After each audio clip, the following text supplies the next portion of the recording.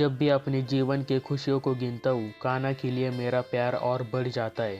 और जब भी मैं अपने जीवन के संघर्ष को गिनता हूँ, कान्हा के लिए मेरा विश्वास और बढ़ जाता है। आज की वीडियो में जानेंगे भगवान श्री कृष्ण के जीवन लीला से सीखने वाली बड़ी बातें। प्रभु ने जो लीलाएं रची, उनसे बड़े संदेश मिलते हैं। वीडियो में आगे बढ़ने से पहले आप सबका स्वागत है मेरे इस चैनल में RSS फैक्ट्स एंड मोटिवेशन।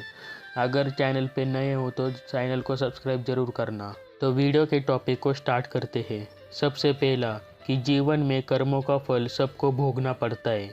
क्या आपने कभी विचार किया कि भगवान श्री कृष्ण क्यों अपने माता पिता को 14 वर्षों तक कारागार में ही छोड़कर आ गए?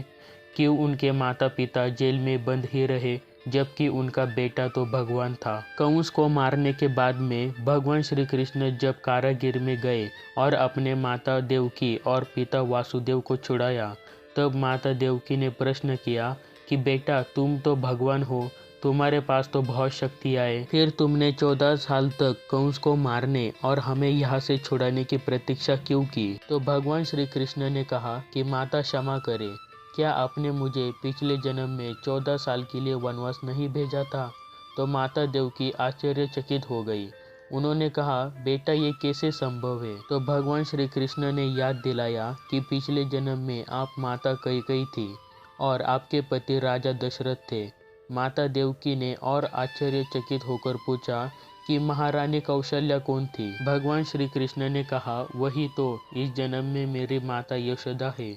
14 साल तक जिनको पिछले जीवन में माँ के प्यार से वंचित रहना पड़ा, वो प्यार उन्हें इस जन्म में मिला है। हर प्राणी को इस मृत्यु लोक में अपने कर्मों का फल भोगना ही पड़ता है, इस बात को याद रखिएगा। दूसरी बड़ी बात जो हमें समझ लेनी चाहिए कि प्रभु वो करते हैं जो हम नहीं कर सकते। दुर्योधन सभी पांडवों को मार देना चाहता था। उसने पांडवों को मारने की योजना बनाई थी और लक्षागृह के उस षड्यंत्र से बचकर पांडव निकल गए थे और वेश बदल करके वो जंगल में रहे थे। उस समय राजा द्रौपद ने अपनी बेटी राजकुमारी द्रौपदी का स्वयंवर रखा था और इस आयोजन में पांडव भी ब्राह्मण की वेश में वहां पहुंचे। उस स्वयंवर में भगवान श्री कृष्ण भी वहां थे और ब्राह्मण के रूप में जब पांडव आए तो भगवान श्री कृष्ण ने उनको पहचान लिया। स्वयंवर में एक शर्त रखी गई थी कि योद्धा को भूमि पर जो रखा हुआ है पात्र और उसमें जो पानी भरा है, उसमें देख करके जो छत पर घूम रही है मछली, उसके आँख पर निशाना लगाना है। जो योद्धा इस शर्त को पूरी कर देगा, उससे द्रौपदी का विवाह तय होना है। और जब अर्जुन इस प्रतियोगिता में शामिल होने पहुंचे, तब भगवान श्री कृष्ण ने उन्हें समझाया कि इस मछली के आँख में कैसे निशाना लगाना है। पूरी की पूरी विधि जो है वो भगवान श्री कृष्ण ने अर्जुन को समझाई। अर्जुन ने हंस करके कहा कि सब कुछ मुझे ही करना है, तो आपकी क्या आवश्यकता है? भगवान श्री कृष्ण ने कहा, तुम सिर्फ वो करो जो तुम्हारे वश में है और मैं वो करूँगा जो तुम्हारे वश में नहीं है। अर्जुन ने कहा, वो क्या है? भगवान ने कहा कि मैं हिलते हुए पानी को स्थिर करूँगा ताकि तुम्हें निशाना लगाने में परेशानियां ना हो। तुम सिर्फ बेहतर से बेहतर करने का प्रयास करना। अर्जुन ने वही किया और मछली की आंख में निशाना लगा दिया। हमें बेहतर से बेहतर प्रयास करना चाहिए और याद रखना चाहिए कि प्रभु वो करते हैं जो हम नहीं कर सकते।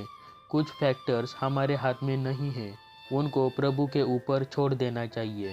अगर आपकी भक्ति सच्ची हो, वो भी हो जाएगा जो आपको इम्पॉसिबल लगता है। तीसरी बड़ी बात जो हमें सीख लेनी चाहिए कि प्रभु की भक्ति निश्चल होती है, निष्कपट होती है, असीम प्रेम और असीम श्रद्धा से होती है। कभी भी मन में कोई छल कपट न होना चाहिए। प्रभु के लिए प्रॉपर श्रद्धा होनी चाहिए। भगवान श्री कृष्ण के बारे में जब दुनिया में चर्चा होती है तो लोग कहते हैं कि इनका सबसे बड़ा भक्त कौन है, तो एक ही उत्तर मिलता था, राधा रानी सबसे बड़ी भक्त है भगवान श्री कृष्ण की। हर कोई इस बात से सहमत था, लेकिन नारद जी को लगता था कि ये बात सही नहीं है। नारद जी को लगता था कि मैं सबसे बड़ा भक्त हूँ, राधा रानी कैसे सबसे बड़ी भक्त हो सकती है? तो एक बार जब नारद जी भगवान श्री कृष्ण से मिलने के लिए द्वारका पहुँचे और जैसे ही नारद जी को आता हुआ देखा, तो भगवान श्री कृष्ण अपना सर पकड़ के बैठ गए।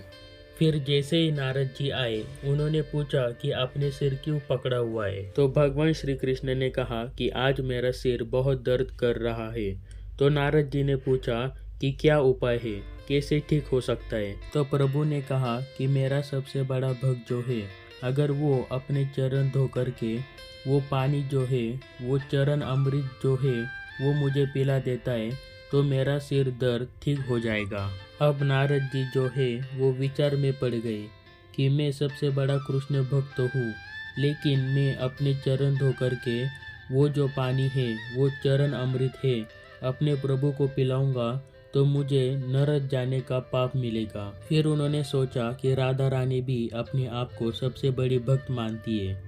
फिर वो राधा रानी के महल में गए और उन्होंने बताया कि प्रभु के सर में पीड़ा हो रही है। राधा जी ने एक क्षण का विलंब नहीं किया, उन्होंने अपने चरण धो के वो जो पानी था उसे कटोरों में डाल कर दिया और नारद जी को कहा कि आप लेकर जाइए। मैं नहीं जानती कि मैं भगवान श्री कृष्ण की कितनी बड़ी भक्त हूँ, लेकिन मैं अपने प्रभु को पीड़ा में नहीं देख सकती। राधा जी ने जब ये बात कही, फिर नारद जी ने भी प्रणाम करके कहा कि आप ही प्रभु की सबसे बड़ी भक्त हैं और भगवान श्री कृष्ण ने ये जो लीला रची है, सिर्फ और सिर्फ मुझे ये संदेश देने के लिए रची है कि जो भक्ति जो है वो संपूर्ण भाव और संपूर्ण श्रद्धा से होती है। अगर गाइज मेरे इस वीडियो से थोड़ा भी कुछ मिलता है तो प्लीज़ चैनल को सब्सक्राइब जरूर करना, क्योंकि वीडियो बनाने में मेहनत लगती है और सब्सक्राइब करने में बस 1 या 2 सेकंड ही लगेंगे।